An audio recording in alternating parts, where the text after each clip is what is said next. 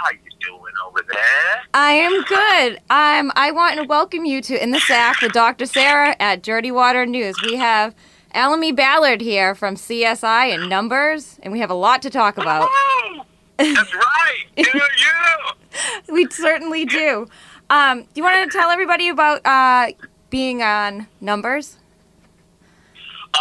Yes. What would they like to know? What do the people of Boston want to know about Numbers? Well, I have to tell you, you have a ton of fans here. I was telling everybody about interviewing you today, and oh my God, the ladies are going crazy. Crazy. Listen, they like Teddy Savalas. They get the ball thing going. You know what I'm saying? Teddy Savalas. They're like, you got David Sinclair on? You do? I'm like, oh yeah. You know what? If I'm correct, the creators of Numbers are actually from Boston. They're big Boston people. There's a husband and wife team, Nicholas Falaci and Cheryl Houghton. Oh, they're from Boston? I believe they're from Boston, and please don't beat me if I'm wrong. But they spent a lot of time there, and we almost shot the first pilot in Boston because it was set in Boston. Oh, yep. Yeah, Brookline is the area out there, right? Brookline? Oh yeah, very fancy, very fancy. Okay, so listen, we shot two pilots. Well, here's some trivia. We shot two pilots for Numbers. Okay. The first one, the studio didn't like, and we had to go and recast and reshoot another pilot. The first pilot was set in Boston. My character had a line, David Sinclair, about Brookline, how one of the suspects possibly being from Brookline. I had a hunch that he was from Brookline, and that's why I know that he was the creators were so into Boston. And Dylan Bruno, who played my partner, he actually went to MIT. Oh, Boston's great. It's too bad you guys didn't shoot here. It's a beautiful city. It's been cold. Well, it was very cold this winter. We had the worst winter of life. Oh, man. My mom is still in New York. That's where I'm from. Uh-huh. And you talk about the sad horror stories of the frigid winter. The East Coast got rocked this year. I'm sorry Yes, we did. That. Oh, it was. I think we all wanted to die. It was so bad. And you know what I do, all you Boston fans? I tweet and I Instagram pictures of the beach and the sunny palm trees. And I get the best response from New Yorkers. They're like, boo! We used to love you. Now we hate you. I'm like, don't be that way. I know. I felt like you were rubbing it in. I saw that. I felt like you were rubbing it in. You gotta have some fun. Oh, absolutely. Speaking of fun, I was reading about you. Now, Sabrina the Teenage Witch. Let's talk about that. Mr. Magic. Yeah. I played Albert, the quiz master. I know. My sisters used to watch that. I remember you. Yo, let me tell you something. I mean this with some serious. It is one of the funnest jobs I've ever had. I bet. Because grown women, once they realize it or they figure it out, they're like, hey. I was like, what? I used to watch it when I was a kid. Yeah. And you get the sweetest type of people that love that show. And, when grown women remember or they figure it out or whatever, they have such nice things to say because they usually have very warm memories of that period in their life of being a girl and watching Sabrina on ABC, TGIF. TGIF, baby. Oh, man. And I love being a part of that, I really. That was a huge night back then. TGIF. It was. Yep. Yeah, TGIF was ABC. There was a monster, and I'm still friends with Melissa Joan Hart. We actually did a Christmas movie for Lifetime. That aired called SantaCon, and she is as delightful as she was then. She is a wonderful young lady, man, and I've always been a fan of hers, and I'm still a fan of hers. She's a wonderful person. I know you guys have had a long career, actually, the two of you. Thinking about it, because she was on that Nickelodeon show. What's that called? I can't remember. I remember her on that. Yeah, Clarissa Explains It All. Yes, Clarissa. Now that I watched, so. You watched Clarissa, okay. Yeah. Then she did Sabrina the Teenage Witch, and that's 1997. I got that job. Mom hired me. The mother was one of the executive producers. The executive producer, and they hired me in the spring of 1997. Wow. And I only did a year, but it was wonderful. I just had a ball. It looked like fun. Yeah, it was. But before that, prior to, how did you get your career started? Especially, I had an actor on last night. He's an aspiring actor. You know, he's had a couple bit roles, like in Ted. He's coming up in Ted 2. How did you, what was the big break in your career? Okay, if you don't mind, I'll just start with how I got started, and it was very humbly. Like, I grew up in New York City kid in the Bronx, very, urban, very, there wasn't a lot of singing and dancing and doing, musical theater where I'm from. You know what I'm saying? Dancing in the streets. No, West Side Story, no, it wasn't that. It's Spanish Harlem where I'm from, Right. We're from the Bronx, and so it's a very blue collar kind of environment, and urban, and I grew up in, 80s, 70s, so it was, I wasn't exposed to the arts, the way some people, I guess, are, and I got into acting at the age of 16, and it was really the grace of God, the friend of the family was asking me what I was doing that summer, and I was hanging out looking to get into trouble, and he was like, you should come be, I was a regular knucklehead kid, and he's like, you should come to this creative arts center. It's called Mind Builders Creative Arts Center. It's still around in the Bronx. They just redid their building. It's gorgeous. You should come up there. They have this theater company called The Positive Youth Troupe. I was like, how cheesy could that name be? You know what I mean? I'm like, oh my God, I'm not coming up there. You know what I mean? So they'll teach you how to dance and sing and act. And I was like, man, you're like, that's not for me. That's not for me. Yeah, I'm good. He's like, they're paying $30 a week. I was like, what? Oh, $30 a week? I might have to stop on by, and just, right. Take a look and see what's going on. Because for me at 16, it was a long time ago. I was, it was $30 more than I had, right. For a week, and back then we're like, give me the. Oh my God, $30 was a lot of money. It's honest money too, Yep. I mean, like, it's hard to tell it, but it's honest, good, clean money, and it's like, anybody would have. I'm sure my mother kicked me out and made me go there. I can't remember. I'm sure. I'm sure my mother was like, "Oh, you're going." They wanted to get rid of us back then. They're like, "You're going to camp." Yeah. I'm not going to camp. God. You're going to camp. Oh, you remember the camp? Oh God, I hated camp. Oh, but my mother, I know I'm getting off the topic, but mother sent me to camp when I was 14. I was like, Mom, I'm 14. She's like, I'm keeping you off the street, you little bum. You're going to camp. She must be so proud of you now. Yes, my mom, she's the best. I'm not sure if I told you, but she raised us, my sisters, the youngest, have older sisters. She's a single parent mom, and so it's being a dad and, with a wife, I can imagine being a mother without that other support, just the physical, financial, and so I'm very appreciative of that kind of sacrifice. And she's so proud. I really wanted to do good, I wanted to make good. I wanted to, to have that, so I could, when I look at her, I'd be like, it wasn't all a waste of time. You know right. what I mean? And so when she listens, I know that she feels like, and I have kids now, so I get it in a better way. You give your heart, you put your dreams into your children. You put your hopes and aspirations for a better world. You hope they go out there and create clean energy. And, you know what I mean? Like, and kill it, and kill it, yeah. And kill it. You hope they get out there, and create a teleportation machine. I don't know. And so I really was. I hope that my life would be something that she could be proud of. Oh, she must Honestly, be. Really, I'm sure she is. Oh, I'm sure she is. Yeah. Actually, speaking of you having kids and being married, the SAC app in the SAC, it's based around my health and sex app. And we read online how you met your wife. Was it on a blind date? Yes, it was. Oh, that's cool. Now tell us about that. That's super cool. It was a mutual friend that we both knew in New York. I had moved out to L.A. And she used to be the stage manager on a soap opera I used to work on ABC of all channels called Loving, and I did that in the early 90s. Good God, what haven't you been on? I haven't done The Amazing Race yet. My kids want me to do The Amazing Race. Oh, you should. Oh, my God, that would be fun. I'll be your partner. You do a partner? I'll sign up. You gonna bump my wife out? That's cool. She don't mind. But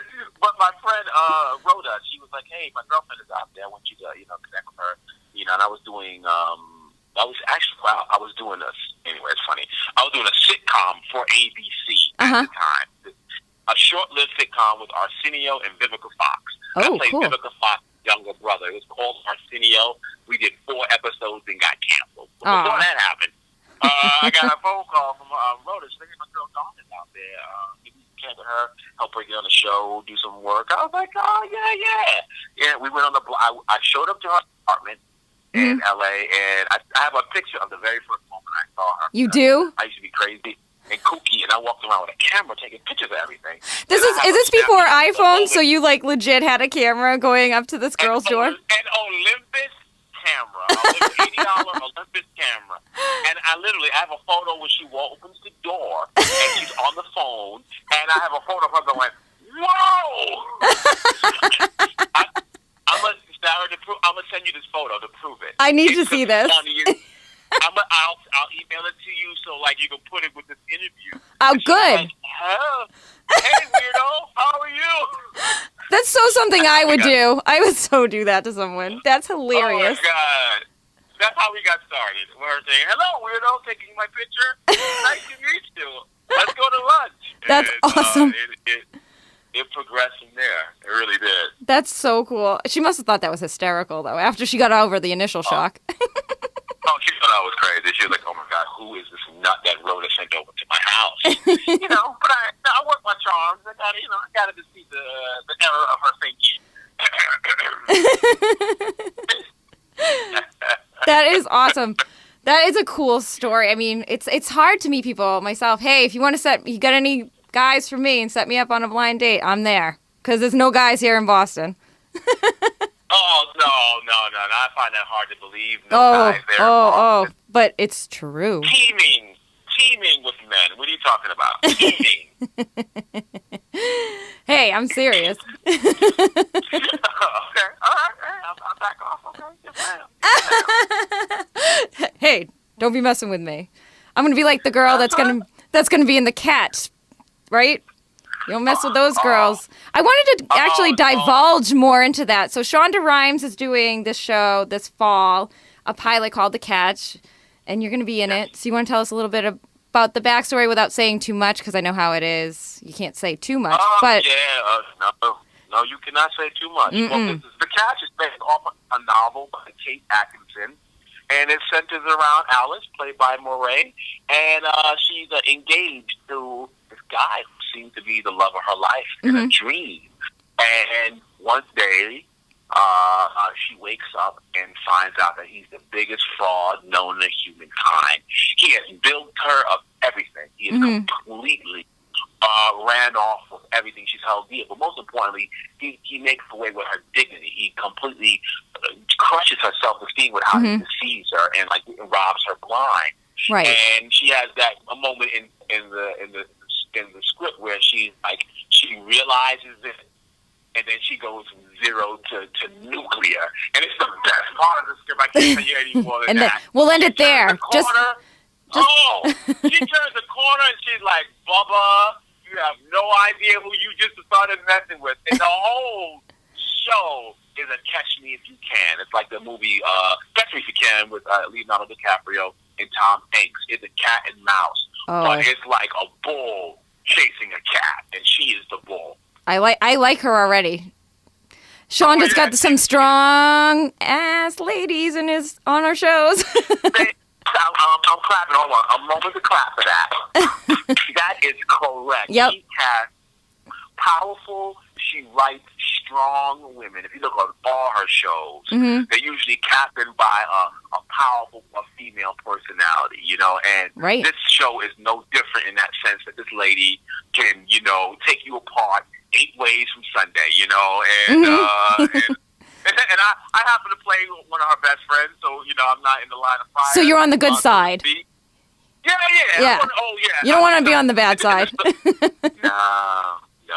No, you don't. So it's cast. It's an amazing cast. It's written so well, and of course the novel is a phenomenal read. So we're excited about putting together some phenomenal drama, and and knocking people off their seats. And that's what it's about, entertaining and doing your best to thrill people when you can. Mm-hmm. So look forward to that. Oh, I can't wait for it. I mean, I smell some Emmys coming your way for your show. Do you feel that positive energy we're sending from Boston? Well, thank you, Boston. One thing happened to me at the beginning of this. At first, my character was the gallery owner, and very elegant, and I thought that was really nice. Oh, I bet you had some nice clothes, some nice suave outfits if you're an art gallery owner. Yeah, they made an adjustment, and I'll just say that my guy he carries he's licensed to carry a firearm. They made the character. So we're gonna. You and the guns, CSI numbers, maybe the catch. Maybe. I grew up watching Die Hard. I wanted to be John McClane. I wanted to be Dr. Richard Kimball from The Fugitive. I love that kind of stuff. Yes. I love action, adventure, Right. And so we're going to have some fun. It sounds like it's going to be a lot of fun. I really can't wait. Hey, thank you. So, with all of the shows that you've been on, do you have a favorite one that you've been on so far, or are they all the same? Little event? No, everyone is different. Every show is different. Uh-huh. I can tell you the one that stands out. I'm not sure if you know that, but I'm American. I was born in New York City, and I'm American. Right, dancing in the streets in Brooklyn, right? Yeah, in the Bronx. Bronx. Yeah. Yeah, I grew up on Saturdays. They would have the kung fu movies would come on Saturday afternoons. Run Shaw, the Shaw brothers, and I grew up, as watching Rambo. I grew up watching Die Hard. It's like my favorite movie of all time. So when things explode, when guys jump off buildings or helicopters, I love all that stuff. I had the pleasure of doing a film called Fast Five, and for 3 months, following behind The Rock, Dwayne The Rock Johnson. You know what I mean? Yes, I do. And working for 3 months in Puerto Rico and Atlanta. Oh, it sounds terrible. It was an awful time. I mean, bad food, bad company. Oh, yeah. No, just sitting in my trailer the whole time. Only occasionally having more fun that I could possibly keep my face straight with. But doing that job was honestly, was a dream job. It's not a lot of dialogue, but a whole lot of acting. Oh, okay. But that's what you were looking for. Sounds like fun. Yeah. Puerto Rico, 3 months, terrible. Texas, to shoot your pilot, awful. I mean, now you're in LA. Oh my God, you have the worst life. Yeah, it's like, I feel like an ice fisherman in Alaska. It's just. Is that what you are? That's a good Halloween costume. Yeah, it's so hard for me. It's just such a difficult life. Yeah. No. Mm-hmm. But I felt blessed to be a part of that job. That was one of the most fun I've ever had. Because I'm a big fan of The Rock. I'm a fan of Diesel. Who isn't? Getting the chance to be. Yeah. I mean, honestly, I think I love Dwayne Johnson. I did my best not to embarrass myself. I don't think, you know what I mean? Not to, every time to see him be like, I'm a big fan, man. Yeah, I'm a big fan, right? I had to make sure that I didn't do that. You had to pretend you weren't deep down inside.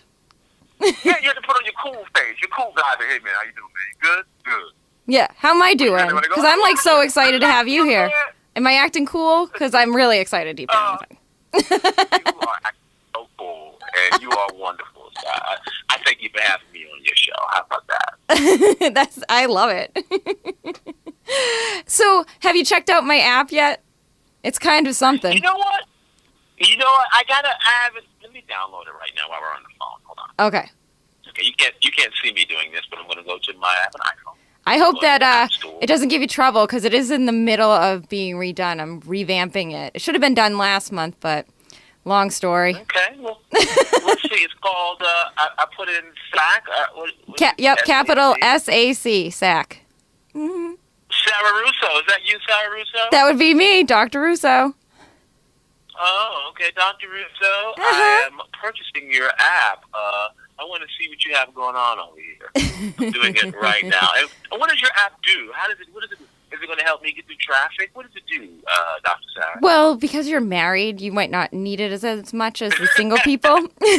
But actually, with the children, honestly, it's a health diary, so you can keep track of all your kids' immunizations, their medications, appointments.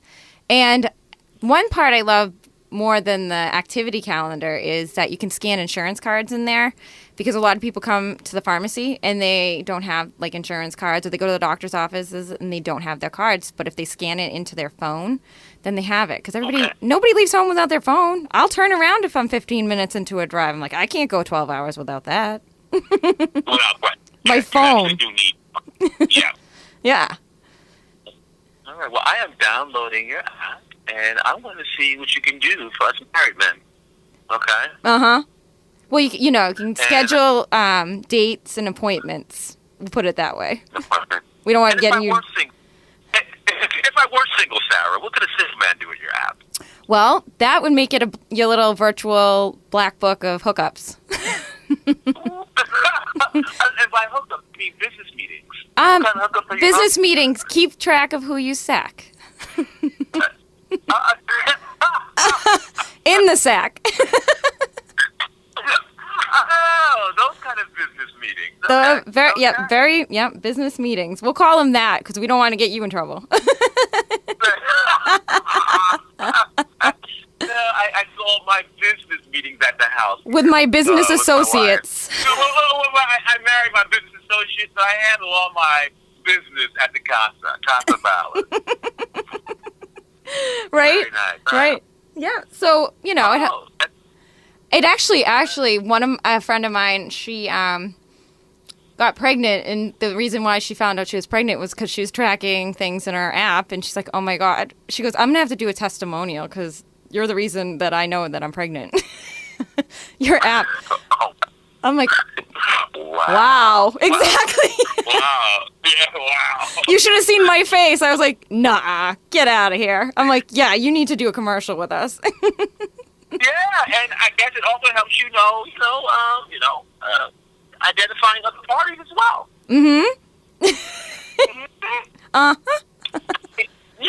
I guess it helps you to know, who's on the other side of that. It's so... It's funny, I've tried to make it, a little silly because, people are catching a lot of things out there like STDs and stuff, and that's a serious issue, but I didn't want to make it too serious, so at least you can track what's going on. So, there is a serious side to it, but we have a lot of fun in advertising and stuff. We're reshooting our advertising campaign next Friday, so I'm hoping, crossing my fingers, this one comes out perfectly, like the way I envision it. So I'll show you that when we're done with that. That's going to be great. I can't wait to do that one. I love it. Yeah. That would be awesome. And, and bringing that kind of information technology and, of course, the whole legacy of Dr. Ruth and bringing that to the app age is great. Mm-hmm. You know what I mean? Like, there's so much that could be app-based because you wouldn't be sitting home watching Dr. Ruth. You'd be on the train. You'd be commuting. Listening to Dr. Sarah. Dr. Sarah. That's the way you would want you're listening to Dr. Sarah on your new app, and so I look forward to listening to what you have to say, Doctor. I do. I have a lot to say. I'm glad you actually watched my show. That's exciting to know that you've been seeing. Oh, I loved it. I loved your interview with the lady who was the fighter. That was a good interview. Melissa McKeon. Yeah. Yep. Yeah, she's great. I want to do a show with her just specifically. I think we could be the next Kathy Lee and Hoda. They better watch out. We'll drink wine. Those two are a riot. I know. Have you done their show yet? Yeah. Have you been on their show? No, not yet. You will be, I'm sure. It's looking good. I might find my way through the doors, and I would look forward to that. Oh, that would be a fun show. Let me know when you're there. I want to come. They have in-studio audiences. If they do, I'll let you know when I'm in the city. Yeah, that would be great. That would be so excellent. So, well, thanks so much for taking time out of your day. I know we had a little mic issue in the beginning, but this has been so much fun. I'm so glad that you did this interview. Sarah, thank you so much for having me, Dr. Sarah. Please, of course, give your mom my best. Tell her I I will. appreciate her support. Mm-hmm. To all the moms out there. Mother's Day's coming. Support. You know what I mean? You guys are everything. They are. And thank you for having me at a ball and anytime, Awesome. I'd love to come back. And when the show airs, when we get on the air, I'll just come on back and talk to you about how it's going. I can't wait. I'm flying out. Wherever you are, I'm flying to for that interview, though. Come on now. I will. As I said, bring it. All right. All right, thank you. All right, well, have a good weekend. I'll talk to you soon. All right, take care, Sarah. Bye-bye. Bye.